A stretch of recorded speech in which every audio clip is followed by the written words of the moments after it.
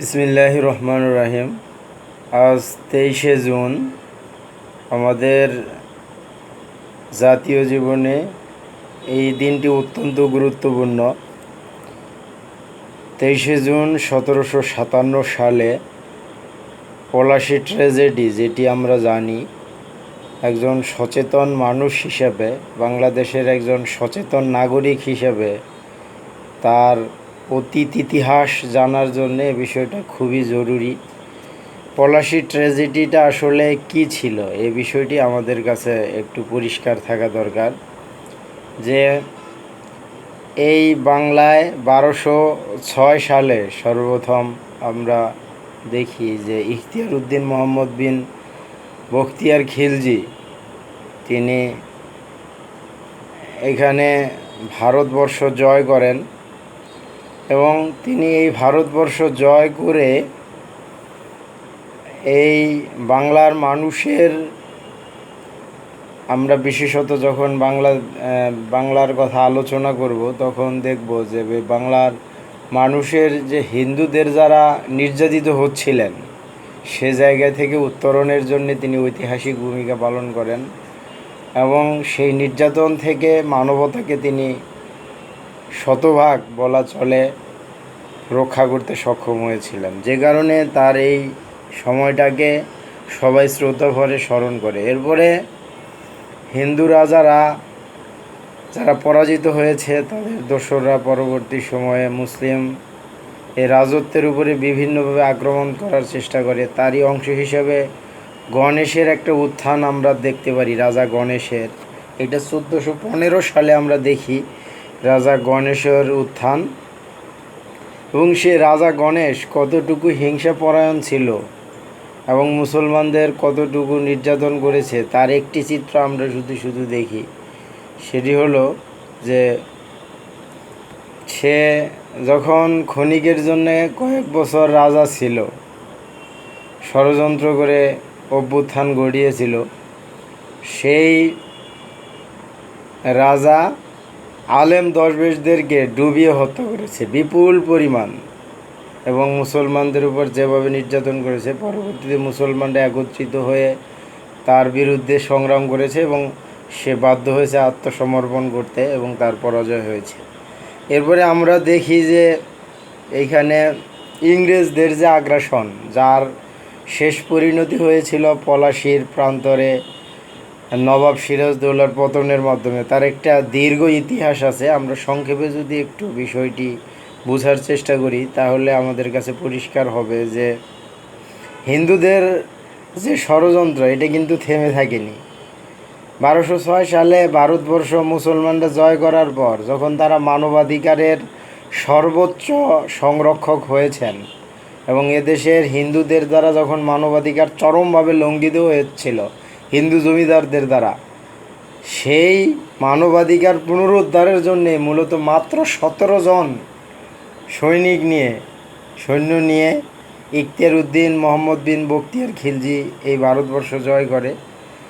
এর পরবর্তী সময়ে তারা হিন্দু রাজারা তারা কখনই আসলে সাহস করেনি মুসলিম সালতানাতের বিরুদ্ধে, মুসলিম রাজত্বের বিরুদ্ধে তারা কোনো ধরনের সামনের দিক থেকে সাহসিকতার সাথে মোকাবেলা করার, বরং তারা দীর্ঘ সময় একেবারেই 1757 সাল পর্যন্ত যে 550 বছর, এই 550 বছরই তারা বিভিন্নভাবে ষড়যন্ত্র করেছে মুসলমান এই রাজত্বকে অবসান ঘটানোর জন্যে। তারই অংশ হিসেবে আমরা দেখি যে নিজেরা আসলে ষড়যন্ত্র করে এই হিন্দু জমিদাররা মুসলমানদের অবসান ঘটানো, তারা দেখেছে যে তাদের এই গণেশের অভ্যুত্থান মাত্র কয়েক বছর ছিল, এটি স্থায়ী ছিল না, সম্ভব হবে না, এবং পরবর্তীতে শ্রী চৈতন্য যে সামাজিকভাবে তারা চেষ্টা করেছে এমন একটি সমাজ, অশ্লীলতা এমন একটি অবস্থা তৈরি করে দিয়েছিল যার মাধ্যমেই মুসলমানদের ধ্বংস করার চক্রান্ত করেছে। এরপরে সেটিও পুরোপুরি সফল না হয় তারা পেছনের দরজা দিয়ে ষড়যন্ত্রের পথে হেঁটেছে মূলত আমরা সেটি দেখি যে 1498 সালে প্রথম পর্তুগিজ নাবিক যখন ভাস্কো দা গামা এই বাংলায় আসেন, তখন মুসলমান বণিকরা তাকে এই জায়গায় বাধা দেন। বাধা দেওয়ার পর সে আর আগাতে পারে না, কিন্তু দেখা যায় যে কালিকটের যে হিন্দু রাজা জামুরিন তাকে আশ্রয় দেয়। আশ্রয় দিয়ে এই যে শুরুটা হলো, এর পরবর্তী সময়ে এই ভাস্কো দা গামা সে অনেক বেশি সাহসী হয়ে যায়। পরবর্তী সময়ে আমরা ইংরেজদের অবস্থা আর একটু দেখি যে 1620 সালে ইংরেজরা সীমিত ব্যবসা করার জন্য এই ভারতীয় উপমহাদেশে আসে, বাংলায় আসে। এরপর দীর্ঘ ইতিহাস আমরা দেখি 1651 সালে তারা কুঠি স্থাপন করে। তারা কোনো ধরনের অনুমতি ছাড়াই এখানে কুঠি স্থাপন করে, দুঃসাহসিকতার পরিচয় দেয়। আর এই যে দুঃসাহস তারা দেখায়, এই দুঃসাহসের পেছনে মূল কলকাঠি নাড়ে ভূমিকা পালন করে হলো হিন্দু জমিদাররা এবং হিন্দু যারা মুসলমান শাসনের অবসান ঘটানোর জন্য চরমভাবে চেষ্টা করেছে। তারা এই ইংরেজ ব্যবসায়ীদেরকে চরমভাবে সহযোগিতা করে। এবং পরবর্তী সময়ে আমরা আবার দেখি যে 1782 সালে উইলিয়াম হেজেস ইস্ট ইন্ডিয়া কোম্পানির এই দেশের এজেন্ট নিযুক্ত হন। এরপরে এই ইস্ট ইন্ডিয়া কোম্পানির এজেন্ট নিযুক্ত হওয়ার পর সে হিন্দুদের সহযোগিতায় চরম দুঃসাহসিকতা দেখায়, বাণিজ্যিক শর্ত তারা লঙ্ঘন করে। যে একটা প্রতিষ্ঠিত সরকারের বিরুদ্ধে তারা যেভাবে ভূমিকা পালন করে, তারই প্রাথমিক পদক্ষেপ তারা বাণিজ্যিক যে শর্ত সাপেক্ষে তাদেরকে বাণিজ্য করার অনুমতি দিয়েছে বাংলার নবাব, সেই শর্তকে তারা বিদ্যাঙ্গুলি দেখিয়ে তারা শর্তাঙ্গুলো একেবারেই প্রকাশ্যে লঙ্ঘন করে।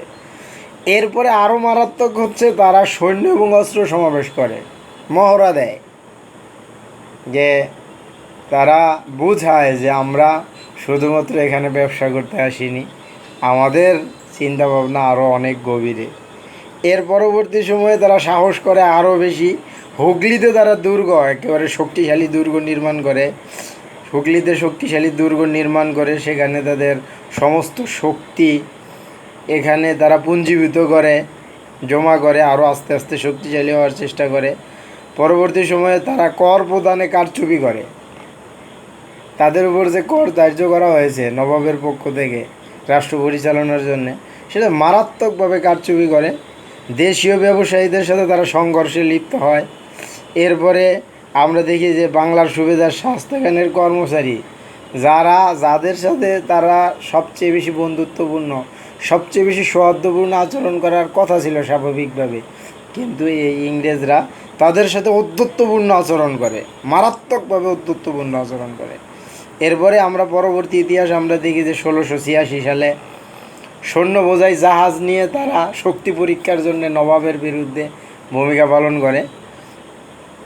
এই পরিস্থিতিতে এহেন যে দীর্ঘ ইতিহাস আমরা দেখলাম, এই যে 1620 সাল থেকে 1686 সাল পর্যন্ত, এই যে 66 বছরের ইতিহাস, এই 66 বছরের ইতিহাস থেকে শিক্ষা নিয়ে ওই সময়ের যে নবাব শায়েস্তা খান, সুবেদার শায়েস্তা খান, তিনি ইংরেজদের এই এহেন দীর্ঘ কর্মকাণ্ড বিশ্লেষণ করে তাদেরকে বিভিন্নভাবে বোঝানোর চেষ্টা করেছে, তাদের বিরুদ্ধে বিভিন্ন সাময়িক পদক্ষেপ গ্রহণ করেছে। কিন্তু যখন কোনোভাবেই কোনো কাজ হচ্ছিল না, বরং তারা আরও বেশি দুঃসাহস দেখিয়ে অধ্যত্বপূর্ণ আচরণ করে এবং সুবেদারের বিরুদ্ধে বিদ্রোহ করে এগিয়ে যাচ্ছিল, সেই মুহূর্তে বাধ্য হয়ে শায়েস্তা খান তাদের বাণিজ্য একেবারেই বন্ধ করে দেন।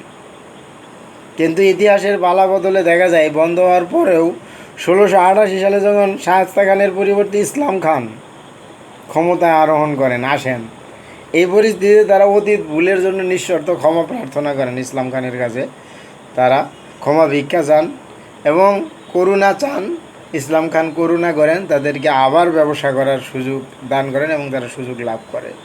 কিন্তু দেখেন ষড়যন্ত্রকারীরা এরা আসলে কতটা বেপরোয়া ছিল এবং এরা কতটা বিশ্বাসঘাতক।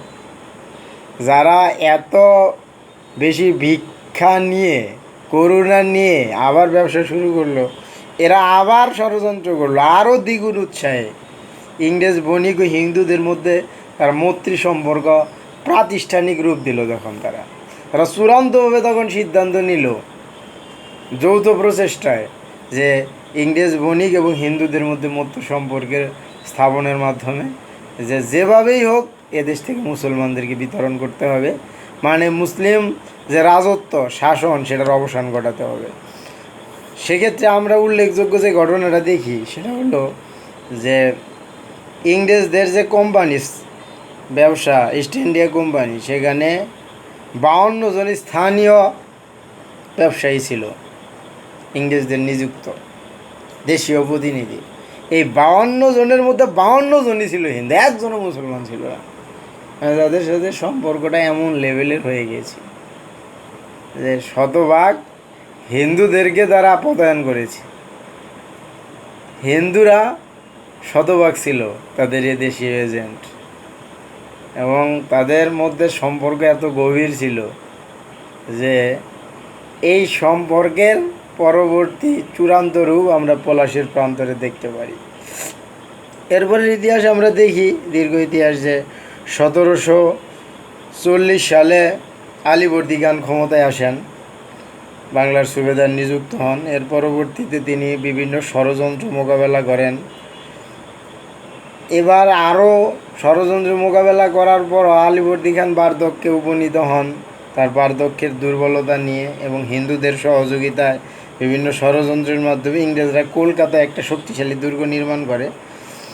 এরপরে 1756 সালে আলীবর্দী খানের মৃত্যু হয় এবং তারা ষড়যন্ত্র চূড়ান্ত করে এবং 1757 সালের 1 মে মির্জাফরের সাথে 11 দফা যে ষড়যন্ত্রমূলক চুক্তি সম্পাদন করে ইংরেজরা, এটি মূলত পলাশীর পরাজয়ের মূল যে চুক্তি, সেটি ষড়যন্ত্রমূলক চুক্তি। এটি আসলে সেই 11 দফার চুক্তির ভিত্তিতেই পরবর্তী সময়ে পলাশীর প্রান্তরে এই মির্জাফর সহ তার সাঙ্গপাঙ্গরা যারা ছিল, জগৎ শেঠ, রায়দুল্লভ, উর্মিচাঁদ, এরা ষড়যন্ত্র করে সিরাজের বাহিনীকে পরাজিত করে। আসলে এটা কোনো ট্র্যাজেডি হয়, আসলে এটা কোনো যুদ্ধ ছিল না, এটা আসলে ট্র্যাজেডি, এটা প্রহসন। এই বিষয়টি আমাদের খুব ভালোভাবে খেয়াল করতে হবে। এখন আমরা যদি একটু খেয়াল করি যে এই যে দীর্ঘ ইতিহাস, পলাশীর প্রান্তরে এই বাংলার শাসনের অবসান, এটির পিছনে মূল কারণ ছিল ষড়যন্ত্র। এই ষড়যন্ত্র করে ইংরেজদের সাথে এদেশের হিন্দু জমিদাররা দেশের স্বাধীনতা বিকিয়ে দিয়ে হলেও তারা মুসলমান শাসনের অবসান চেয়েছে এবং সেটাকে চূড়ান্ত রূপ দিয়েছে। এটি হলো মূলত এই পলাশীর যে দীর্ঘ ইতিহাস। আজকে বাংলাদেশের প্রেক্ষাপটে যদি আমরা তাকাই, তাহলে একইভাবে আমরা দেখতে পারি বর্তমান সরকার আমাদের ভারতের কাছে যে ধরনের অবৈধ চুক্তি তারা করছে, আসলে কী চুক্তি করছে, কী ষড়যন্ত্রমূলক চুক্তি করছে, এটা জনগণ কিন্তু জানতে পারছে না। সময়ের ব্যবধানে আমরা আশঙ্কা করছি পলাশীর সেই ট্র্যাজেডির পুনরাবৃত্তি হয় কি না। আমরা দেখতে পাচ্ছি পলাশীর সেই অস্তমিত সূর্য প্রকৃত অর্থে আমাদের আজও উদিত হয়নি। বিশেষ করে আবার নতুনভাবে যতটুকু একটু উদিত হয়েছিল, একটু আবার নতুনভাবে অস্তমিত যাওয়ার জন্য বর্তমান সরকার ভারতের সাথে চূড়ান্তভাবে চেষ্টা চালাচ্ছে। এই জায়গা থেকে নতুন প্রজন্মকে পলাশীর এই ট্র্যাজেডি থেকে শিক্ষা নিয়ে ষড়যন্ত্রবাদের বিরুদ্ধে, আধিপত্যবাদের বিরুদ্ধে, অন্যায়ের বিরুদ্ধে, এই বর্তমান সরকারের অবৈধ কার্যক্রমের বিরুদ্ধে, চুক্তির বিরুদ্ধে ঐতিহাসিক ভূমিকা পালন করতে হবে। আজকে আমরা দ্বিধাহীন চিত্তে, নির্দ্বিধায়, নিঃসংকোচে বলতে পারি পলাশীর সেই ট্র্যাজেডি হয়তো হতো না, ইতিহাস হয়তো ভিন্নভাবে লিখিত হতো যদি সেদিন নবাব সিরাজদৌল্লার নেতৃত্বে যারা সেখানে উপস্থিত ছিল, মির্জাফরের বিশ্বাসঘাতকতাকে তার মুখের উপর ছুড়ে দিয়ে তারা সেদিন সৈন্যবাহিনী সিরাজদৌল্লার নেতৃত্বেও পরিচালিত হতো, তাহলে সেদিন ইংরেজরা সেখানে ধ্বংস হওয়ার জন্য যথেষ্ট ছিল, ইতিহাস নতুনভাবে রচিত হতো। এই জন্যে সাহসিকতার পরিচয় দিতে হবে নতুন প্রজন্মকে। বাংলাদেশের হতাশার কোনো কারণ নেই, বরং আমরা যদি সত্যিকার অর্থেই সাহসিকতার পরিচয় দিতে পারি, ধৈর্য এবং প্রজ্ঞার মাধ্যমে বর্তমান সময়ের এই ষড়যন্ত্রের মোকাবেলা করতে পারি, তাহলে ইনশাআল্লাহ আমরা দৃঢ়ভাবে বিশ্বাস করি পলাশী যুদ্ধের এই ট্র্যাজেডি আর পুনরাবৃত্তি হবে না, এবং পলাশীর অস্তমিত সূর্য পুরোপুরি উদিত হবে এবং বাংলার মানুষ তার শতভাগ মানবাধিকার খুঁজে পাবে। সেই আশা এবং আহ্বান রেখে সবাইকে ধন্যবাদ জানাচ্ছি। আসসালামু আলাইকুম।